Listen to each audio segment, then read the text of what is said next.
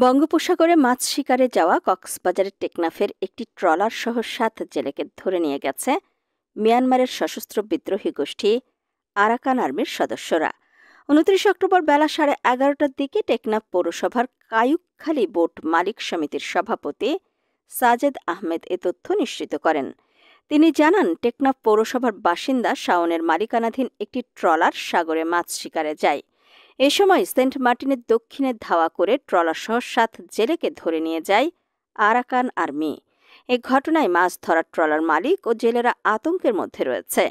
এদিকে মিয়ানমার ভিত্তিক সংবাদ মাধ্যম গ্লোবাল আরাকান নেটওয়ার্ক জানায়, ২৮ অক্টোবর আরাকান আর্মির উপকূলীয় নিরাপত্তা ইউনিট সমুদ্রপথে টহল জোরদার করে। টহলের সময় আরাকান রাজ্যের জলসীমা অতিক্রম করে মাছ ধরতে থাকা কয়েকটি বাংলাদেশের ট্রলার শনাক্ত করা হয়।